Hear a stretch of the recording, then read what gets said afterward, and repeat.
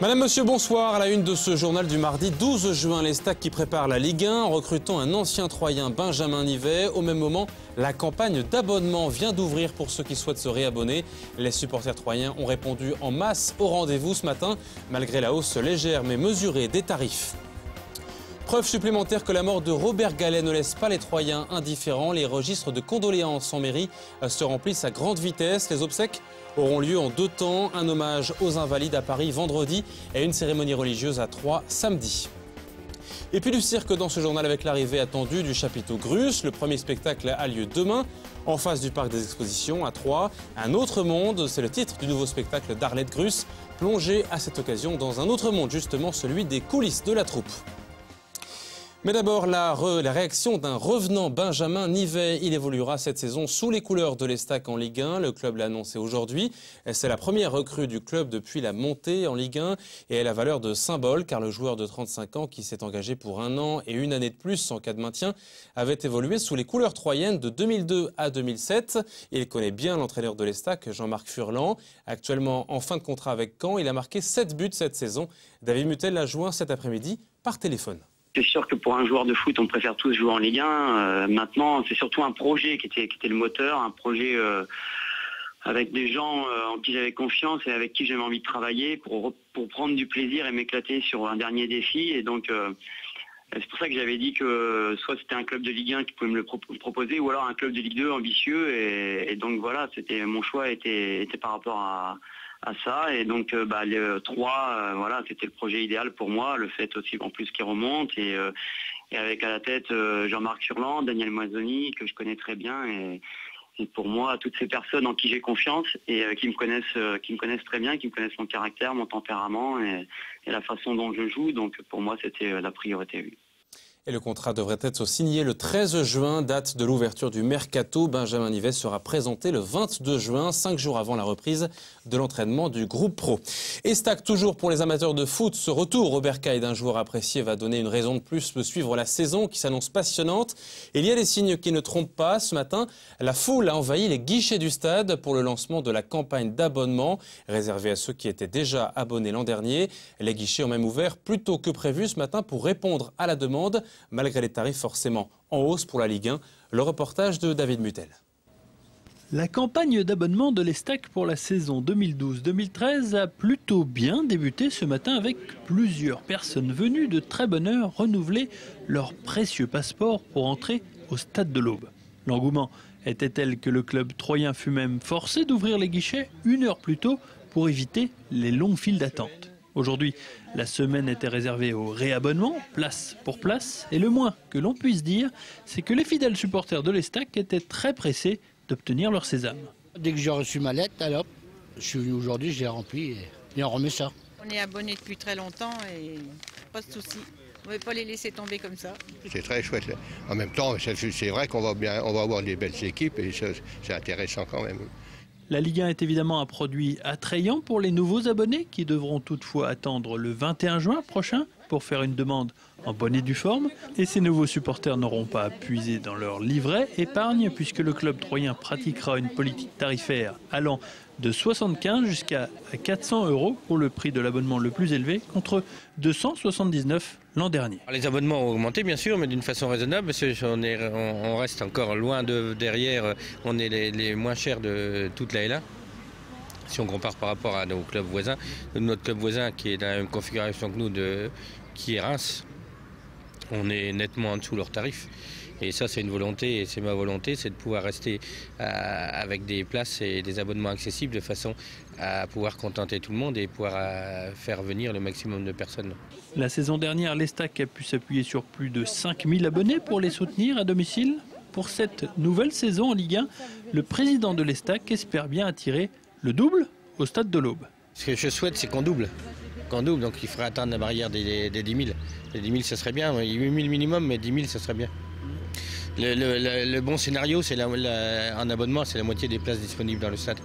Du 18 au 20 juin, la billetterie accueillera les abonnés souhaitant changer de place, avant donc de recevoir le 21 juin prochain les nouveaux initiés.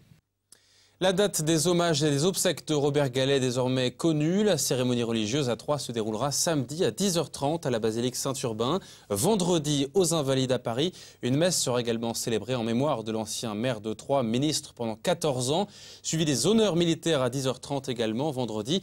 Toujours est-il que les registres de condoléances restent ouverts cette semaine à la mairie de Troyes. Et après le passage des politiques, les citoyens troyens, eux aussi, rendent un hommage appuyé à leur ancien maire, à l'image de ces deux habitants rencontrés cet après-midi par Martial Roche. C'était un homme qui avait beaucoup de convictions, des idées très fermes et qui était très direct, si je puis dire, qui ne tournait pas autour du pot et qui voyait les choses d'une manière tout à fait naturelle, spontanée, sans fioriture. Son épouse était également dans les mêmes conditions. Alors je me souviens d'ailleurs qu'il, comme il voyageait souvent en voiture, il avait pris le principe de prendre souvent des autostoppeurs pour tâter la population, savoir ce que les gens pensaient des événements. C'était un ami de mon grand-père, mais je ne l'ai pas connu dans cette période-là.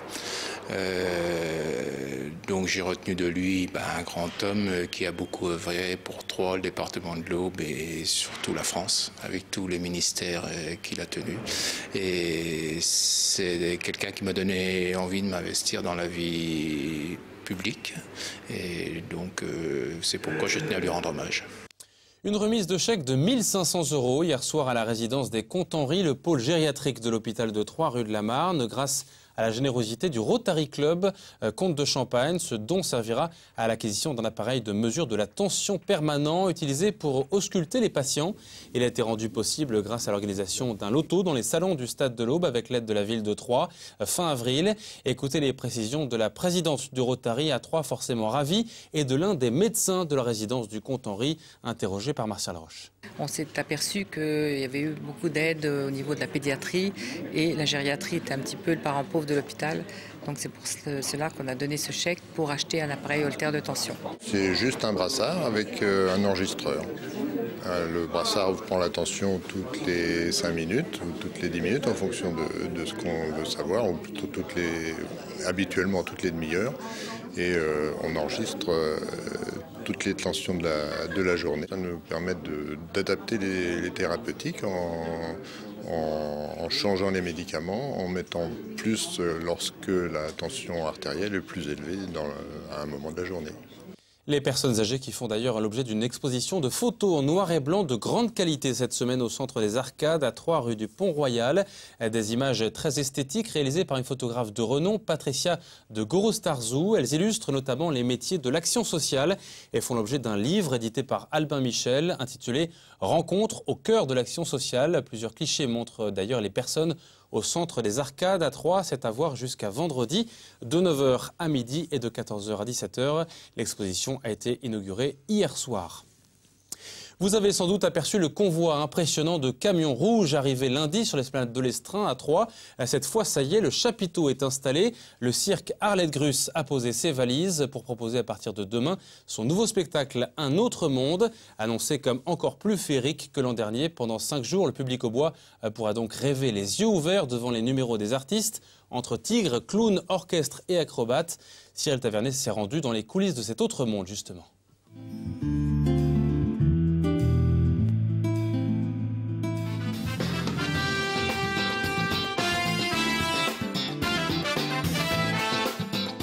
Pour arriver vers cet autre monde, le nouveau spectacle du cirque Arlette Gruss, il faut, à la force des bras, 70 personnes et 2 jours de montage. La première représentation étant ce mercredi à 14h15. C'est Gilbert Gruss, le père de ce cirque, qui chaque année invente un nouveau show.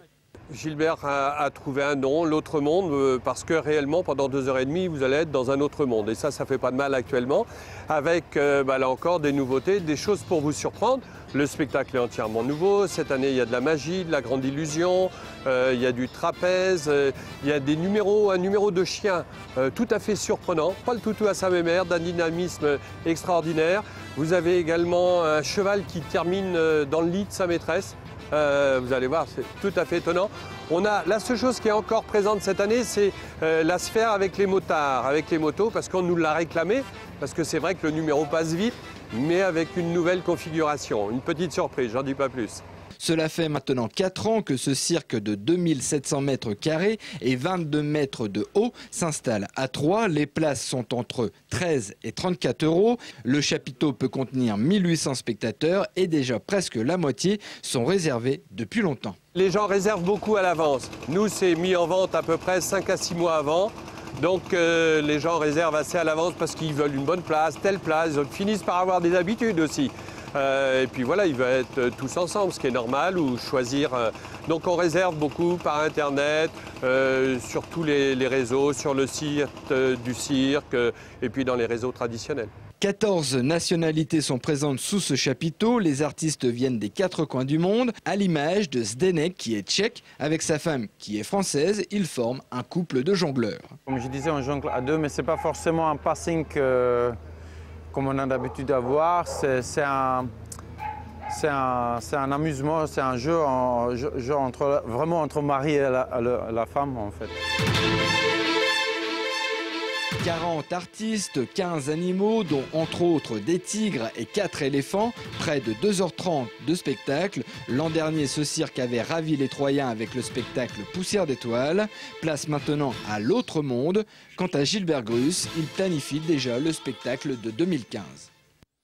On en reste bouche bée. Autres artistes qui se sont produits dans la cité Tricasse le week-end dernier, les 150 jongleurs de la convention Jongle à Gogo. La venue précédente de la troupe datait de 2010. Cette année, pour la 13e édition de ce festival, 3 jours d'animation étaient proposés à la population, à l'auberge de jeunesse de Rosières notamment, mais aussi à place Saint-Rémy à Troyes, où un spectacle gratuit a attiré les badauds samedi. Le jonglage et les arts de la rue ont toujours la cote, si l'on en croit l'un des organisateurs de cette joyeuse convention, au micro de Damien Ardois. Jongle à Gogo, c'est la 13e édition qu'on l'organise et tous les ans, le samedi après-midi, il est consacré pour faire une petite parade au centre-ville où on va essayer de faire bouger un petit peu la ville, et puis on trouve que l'architecture de Troyes, elle s'accorde bien avec notre manifestation. Il y a une communauté de jongleurs en France, et donc par le biais de sites internet, par le biais de rencontres, de bouche à oreille, les jongleurs se retrouvent sur ces conventions. Ils viennent de n'importe où, il y en a qui viennent de Lyon, il y en a qui viennent de Grenoble, je sais qu'il y a des Rennais, il y a des Lillois. La jonglerie, ça peut être du contact, ce qu'on appelle du contact, c'est de la manipulation d'objets. Ça peut être jeter des objets en l'air, ça peut être cracheur de feu, tout ça, même le monocycle, ça s'englobe dans cette famille de jongleurs. C'est détendu, les gens se connaissent plus ou moins, apprennent à se connaître, et puis on partage une même passion. Voilà, c'est la fin de ce journal. Dans quelques instants, on va jongler justement entre les prévisions météo avec Cécile Rich, lundi Satmo et l'éphéméride. Demain, dans le JT, entre autres, une mobilisation solidaire pour aider un père de famille tétraplégique à Saint-Parot-Tertre. Très belle soirée à vous et à demain.